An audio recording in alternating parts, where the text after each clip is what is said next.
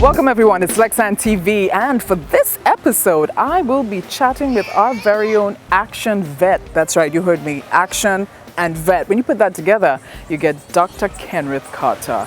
Dr. Carter has a really big heart for animals, and we're going to be chatting about his love for his profession. And we also have some friends that he brought along as well. So stay tuned, it's going to be an exciting one right here on Lexantv. We'll see you in a moment.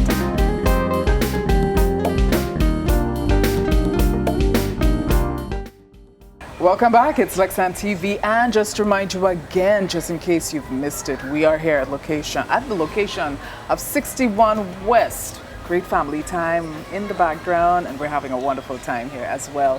Well, for this next segment, ever so often I'm intrigued with persons and their professions.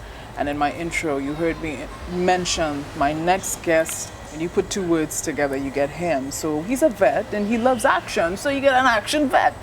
I might have to copyright that, right? But on set with me today to talk about his passion and his love for what he does is Dr. Kenrtih Carter. Now, Dr. Carter, he's a doctor of veterinary medicine. He's also an exotic animals veterinarian, and he's also a sea turtle. Very relevant, eh? Sea turtle veterinarian attached to ocean spirit. Greetings, my brother, and welcome to Lexantv. Finally! Thanks for having me. Because you act, I say, the word action, we can't take it lightly, because I'm very lucky that you're actually here with Tortoise in hand and everything. I'm lucky you're here, and I'm thankful that you're here because I know you are constantly on the move. How's it going? It's going good. Yeah? It's a tough summer, but it's going good. Tough summer. Very hot. Very, very hot. Kenrtih, let's start at the beginning. Firstly, can you introduce your friend? So Cute. This little fella here is Franklin. Franklin. So baby turtle, he was gifted to my son by a friend of ours with Hayden and Jared. And a lot of people don't know that red-footed tortoises, they start this small. He's actually twice as large from when I initially got him. No way. They hatch from eggs, and the eggs are pretty around this size. So, yeah. Had him for the last month. Brought him here for two reasons, actually. You can have him. Hi, Franklin. Hello, Franklin. Wow. And folks, if you hear a little voice on the sideline, that's Dr. Carter's son. That's his assistant. He's a production assistant today. He will be helping us with another guest shortly. So let's talk about your love and your passion. I mean, how long have you been practicing? So I've been practicing in Grenada this will be my 6th year. Almost finished 6 years. I studied veterinary medicine here in Grenada. I did my clinicals in Dublin, Ireland. Since then, I've furthered my education with exotic animal medicine in Brno in the Czech Republic. I've done, just the last month, in July, I've actually finished a professional certificate in genetics and animal breeding. Well done. That's on the professional side. On the volunteer side, I do volunteer work as a sea turtle vet with Ocean Spirits. They're the non-profit organization who do the research for sea turtles throughout Grenada. And it's a lot of work, but it's rewarding. It's rewarding because you don't get the opportunity to work with domestic pets like dog and cat, and as well work with endangered exotic species. Not anywhere you can go in the world and do that. So not anywhere. Yeah. So that's really cool. Tell me about. Let's dive into the exotic animals just for a tad bit, and let's talk about right here in our backyard. I know we have lots of them, but I'm more interested in the endangered. Yeah. Give us an idea as to what is classed as endangered in Grenada. So we have a few endangered species on the top of the list, because some would be not necessarily the illegal pet trade, but the trade of products, animal products. So in Grenada, especially here on Grenada's beach, we have Hawksbill Turtles. And traditionally, we had a large population of Hawksbill Turtles, but because they take the shells, the scoots from the shell, and make jewelry with it, and that's outlawed most places in the world right now, but you can still purchase jewelry in some places. So that would be a critically endangered. It means that the population is almost near extinct. So after critically endangered, the next step is extinction. That's it. Yeah. Wow. We also have leatherback turtles nesting here, and we have one of the largest, could be third or fourth largest leatherback turtle nesting site in the world. And in the region we have up here at Levera Beach. Well, it's not really liver, but hey. Yeah. And even here on Grenada's Beach as well, you will have the occasional leatherback turtle popping up. And they both nest here, that's Hawksbill and leatherback turtles. Wow. Green turtles forage here. So the nearest nesting would be across the ocean in Barbados. But you'd have a lot of juvenile green turtle nesting, even right here with the seagrass on Grenada's Beach. So you can bring your family out for a picnic one day and pop into a green turtle right in the grass here. There they are. Yeah. It's such a beautiful sight though. Yeah. Anybody else on that list in terms of any other species on that list? What about the iguanas? So the other thing's going to be, so there's a lot of, it would be one of those places where more research needs to be done. Green iguanas in some places have been skyrocketing with population, and some places it's been done. Now, as you know, they're hunting green iguanas in Grenada in the hunting season, but because they breed throughout the year and they lay eggs, it's really hard to gauge the exact population. We don't do quotas. So some places green iguanas are threatened. In Grenada and the Grenadines, there are another 2 species of iguanas. Could be 3. And there's a new one that we found, and it's like a pink iguana. It's not fully pink, but the adult male have a slightly pink hue.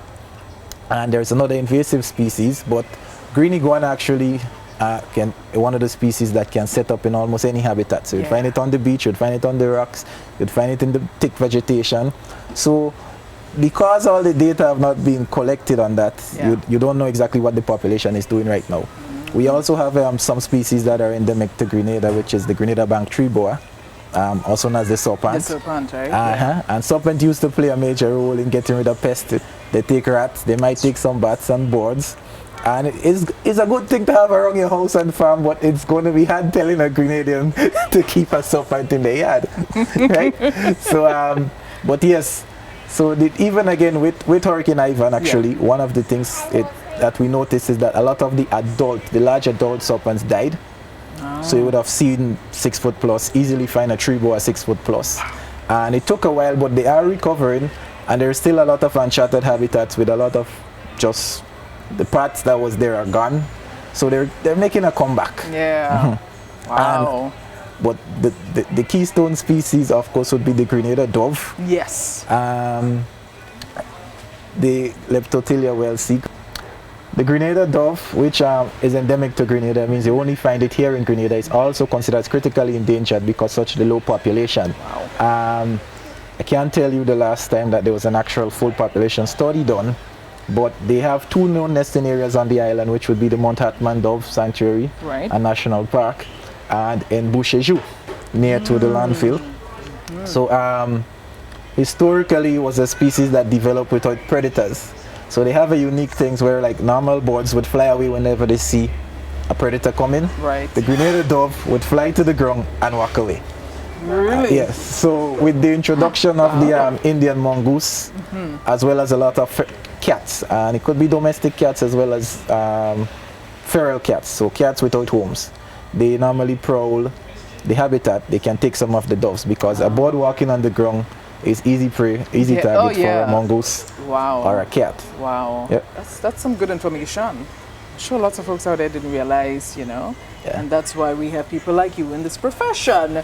That's fantastic. Ironically, the red-footed tortoise is one of the species you would probably find at any zoo anywhere you go in the world. Yeah. And they occur naturally in this region. You would find them on a lot of the small islands between Grenada and Carrick, who have a few subspecies. Now with sea turtle, with ocean spirits, I've been attached with them, I think, would be officially since 2018.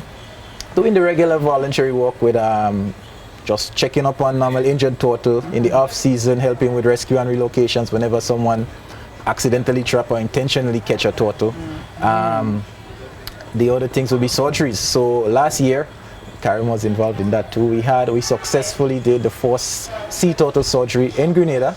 Yep, it was thanks to the person who called here was a yachty called in a sea turtle with a trapped fishing line on its flipper. And when we got to the turtle, it was in pretty good condition, the turtle, but the flipper, we weren't able to save the flipper, so we had to do an amputation. Now the good thing is, because of the power of the back flippers, sea turtle could still swim straight with one flipper. With one. So you better have a turtle out there with 3 flippers than a turtle than no turtle at all. No turtle at all. I like that. So we did the surgery, and it was new grounds, but we had some training here and there. We corresponded with other professionals in the field, in parent organizations, and we did the surgery. It wasn't like the most technical surgery, but it was good. It was, and it took just over 3 weeks for the recovery period. So we had to feed, and after a couple of days, we named the turtle Flipper, actually. Right. And when Flipper got back to good health, Flipper was eating pretty good. Now, juvenile green turtles would eat. Adult green turtles are vegetarians. Yeah, so after they seen the world, they start eating grass alone. But juveniles would eat anything from jellyfish, squids and octopus, fish, as well as seagrass. So it was a nice feeding Flipper, because Flipper had a whole array of fish and seagrass, and she actually liked lettuces. And it was just before, I think it was Christmas Eve last year, she was ready to go back in, and we did the release right here on Grandlands Beach, because it's a pretty good habitat for juvenile green turtles. And Flipper is probably, so if you're ever swimming in the beach around here and you see a turtle missing one flipper, it's probably little Flipper. That's Flipper, right? Yep. You know, I interestingly enough, you know, you need to let us know what really attracted you to this field of work. I think, well, again, being a Grenadian, veterinary medicine is not the first thing you think of, right? And traditionally, but since I was a kid, like I have a son now, and since I was his age, I used to be all out there in the bush with the animals. When people were inside worried about TV, I was looking at a bird in a tree. Good for you. And coming over time, because I went through the whole secondary school system, and coming from humble beginnings, as you shall say, I couldn't afford to go to university. So although if you looked at my life, you would see this man had to be a veterinarian, I couldn't afford to do it. So over a period of time, I decided to try anyway. I was told there were some scholarships available and such. And I went, and I got accepted. And the whole years of undergrad, I had to work to pay my way through undergrad, but I did it. You did it. And a long years later, I'm a veterinarian. Now half of it is natural. Yes, yes. Because sometimes I would be in the middle of a field somewhere and call like a cattle, and a cow would walk up to me. They can't teach you that. A lot of it is natural. I always had this passion ever since I was a kid. You were born for this. Had like a lizard hiding in my pocket, had something hiding below the bed. Hide a snake. I remember as a teenager, I used to go move boars all the time. And my mom was terrified of that. And I would come in late in the night with a boy in a bag. I had to hide it below the bed before anyone could see it. But that's wonderful, and I know that your son has he's already showing signs of it. Yes, he's got that gene. He's got that gene already. No, I want us to take a short break. We're going to take a short break, because before we wrap up our lovely conversation, there is another friend that you want to introduce me to. And yeah, so that's going to be pretty interesting. Folks, stay right there. Don't move a muscle. We'll be right back after this. Dreaming of taking a break and escaping to an idyllic, happy place? Well, finding it does not require you to go too far. You already live in paradise. All it takes is for you to go out and discover it. Grenada, Carriacou, and Petite Martinique are blessed with a wide variety of accommodation that satisfy any taste and budget. Find the one that suits you and your family, and treat yourself while having peace of mind that your health and safety is a priority.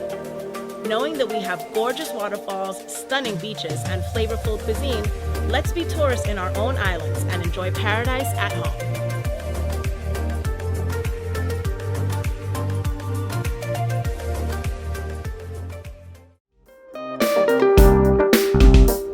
Welcome back. It's Lexantv, and we are still here. Yes, we haven't moved. It's the lovely location of 61 West. In this segment, I am chatting with Dr. Kenrtih Carter. Veterinary medicine. He's also, I just call him the action vet on the island, you know? And on set with us right now is Dora, the Mona monkey. And Dora, of course, is exploring what's going on in my lovely centerpiece. Dora, I don't think... No, this is a good shot. Did I look scared for a sec? Oh, as long as she doesn't do any numbers on me, I'm fine. And as long as she doesn't poke her fingers in my eye or my nose or my ear, I'm fine. Let's talk about the Mona monkey, because I know the Mona monkey is somewhat indigenous to Grenada. We'd like to brag and say that we are the only island that has Mona monkeys, but Doc, you could correct me on that one, right? Yes, yes. Go, girl. Hey, girl. You're on TV. Hey, girl. Dora. You hear that sound? I don't want to do it because Dora has a friend, so let's talk So, about the Mona monkey. Seemingly, Lexa, she likes you more than me right now. I don't know why, but anyway, she better be a good girl. Yeah.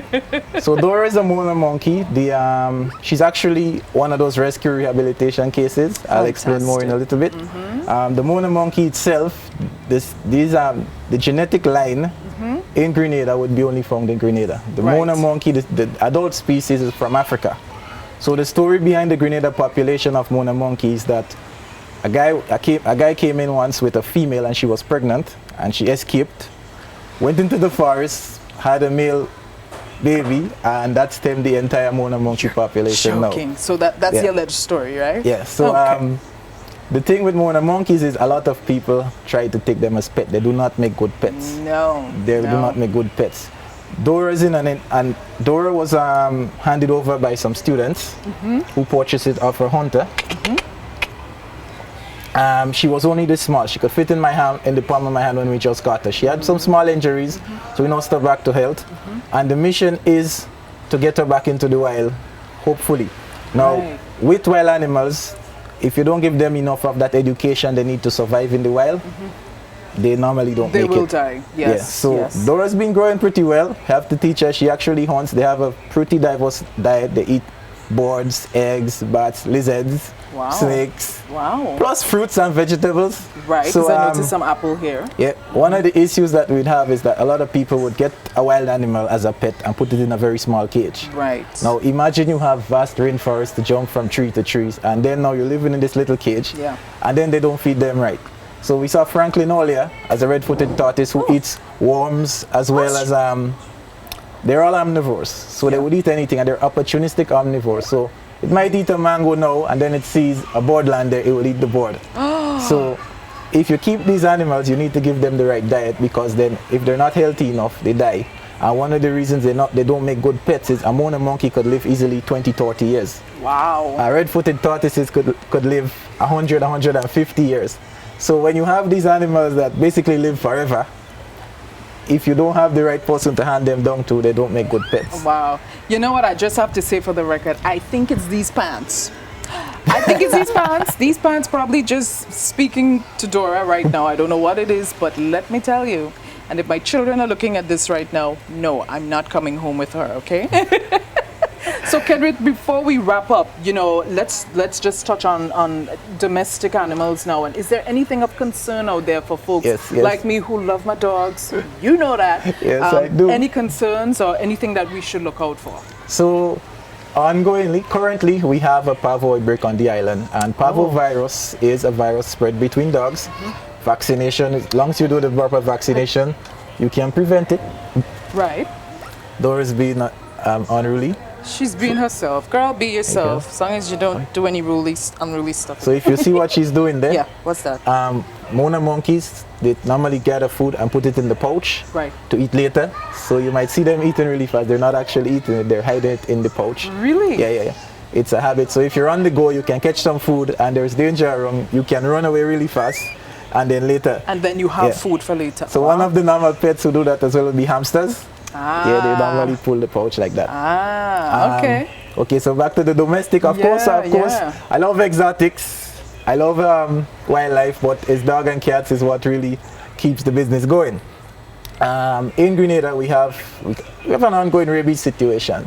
So normal pets, if you can vaccinate, as long as your animal has rabies virus, it will die. There is no cure for rabies, but vaccination is a proper preventative.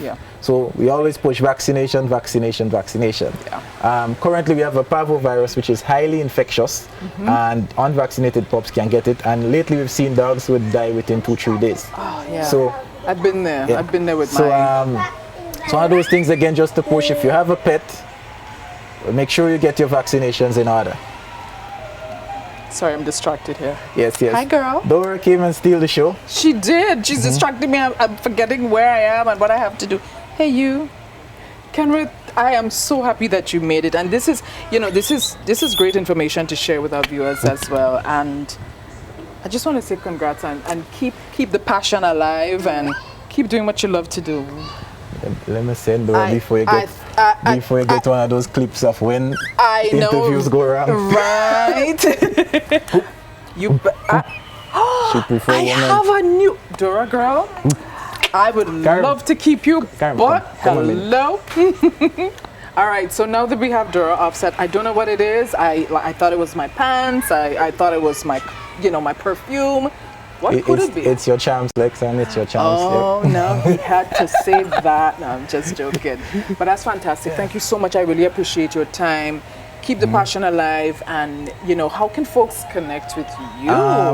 Yep, so if you need to find me, we do have a Facebook page running. It's Dr. Carter Vet.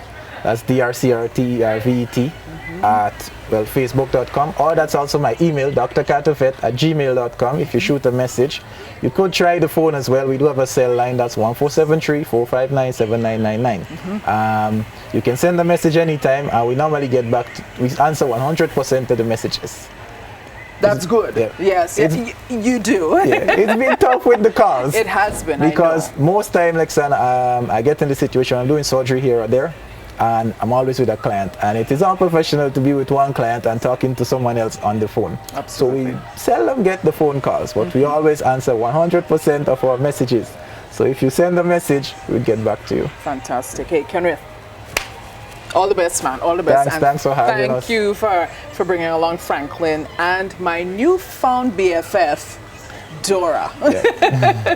Thanks so much again. All right, folks, that's it for Lexantv. We're going to wrap things up right after this. Well, folks, there you have it. It's been an exciting edition again right here at 61 West for Lexantv. And just to remind you, if you need to connect with me, you can do so via our Facebook page. Shoot me a message today. Let me know what you're enjoying on the platform thus far. And just remember, it's all about life. We'll see you next time. Take care. Bye-bye.